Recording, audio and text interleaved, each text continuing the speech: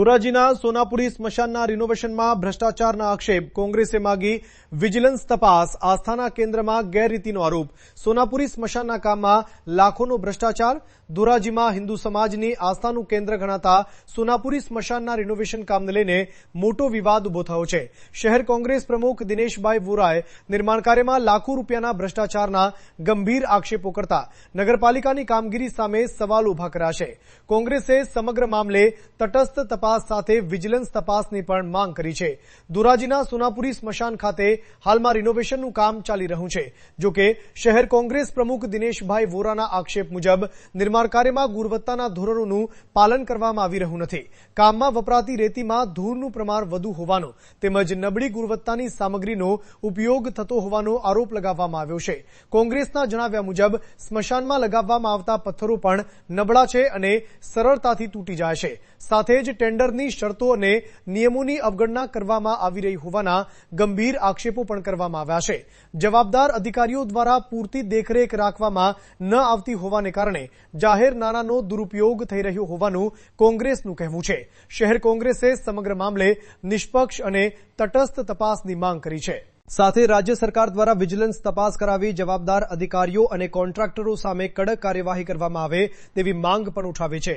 હિન્દુ સમાજની આસ્થાના કેન્દ્ર ગણાતા સોનાપુરી સ્મશાનના રિનોવેશન કામમાં ભ્રષ્ટાચાર અને ગેરરીતિના આક્ષેપો બાદ હવે નગરપાલિકા અને જવાબદાર તંત્ર શું સ્પષ્ટતા કરે છે અને તપાસમાં શું બહાર આવે છે તેના પર સૌની નજર મંડાઈ છે. વિપુલ ધામેચા, પ્રકોપ ન્યૂઝ, ધોરાજી. ધર્મેશ રાજ્યગુરુ, એક સામાજિક કાર્યકર. ધર્મેશભાઈ, જે સ્મશાનનું રિનોવેશનનું કામ ચાલી રહ્યું છે તેમાં ભ્રષ્ટાચારના આક્ષેપ શું કહેશો? ખરેખર આક્ષેપો થાય છે. આ તો નજર સામે જોયેલું છે કે ના, ખરેખર આક્ષેપ થાય છે. ધોરાજીમાં સોનાપુરી સ્મશાન એટલે હિન્દુનો એક આખરી વિસામો કે જેને આ માણસ સારી છેલ્લે જાતો હોય તો પણ સારી રીતે વ્યવસ્થામાં જાય. પણ અત્યારે જે કામ ચાલે છે ને ઘણા વર્ષો પછી કામ ચાલુ કર્યું છે, એટલો ભ્રષ્ટાચાર છે કે તંત્ર કે કોઈ પણ ધ્યાન દેતું નથી. બેલાની ગુણવત્તા, રેતીની ગુણવત્તા, સિમેન્ટની ગુણવત્તા બધામાં ભ્રષ્ટાચાર છે ને એટલો ભ્રષ્ટાચાર છે કે અમે પણ જોઈને એમ થાય લાગે ના ના, ખરેખર આમાં ભ્રષ્ટાચાર ન થવો જોઈએ. શું તમારી માંગ છે?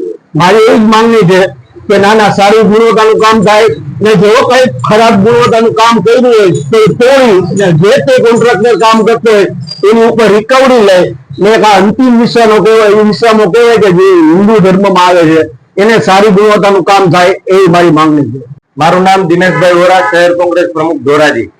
હિન્દુ સંસ્કૃતિ મુજબ માણસનો અંતિમ વિસામો એટલે સોનાપુરી, જ્યાં માણસના મૃત્યુ બાદ એમને અગ્નિદાહ આપવામાં આવે છે. આ જગ્યાનું હાલમાં નગરપાલિકાના ભાજપ શાસિત નગરપાલિકા તંત્ર દ્વારા રિનોવેશન કરવામાં આવી રહ્યું છે. તેમાં લાખો રૂપિયાનો ભ્રષ્ટાચાર ચાલી રહ્યો હોય તેવું દેખાઈ રહ્યું છે. બેલાઓ છે ભાંગીને ભૂકો થઈ જાય તેવી પરિસ્થિતિમાં છે. રેતીની અંદર ધૂળ છે. કાંકરી જે ગુણવત્તાની વાપરવી જોઈએ કાંકરી વાપરવામાં આવતી નથી અને લાખો રૂપિયાનો ભ્રષ્ટાચાર આચરવામાં આવી રહ્યો હોય તેવું અમને લાગી રહ્યું છે. પરંતુ આ તંત્ર મૌન સેવીને બેઠું છે. ત્યારે સરકારશ્રીને અમારી વિનંતી છે કે વિજિલન્સ તપાસ કરાવી અને જવાબદારો સામે કાર્યવાહી કરવામાં આવે. ખાસ કરીને જે નગરપાલિકા કોન્ટ્રાક્ટ આપવામાં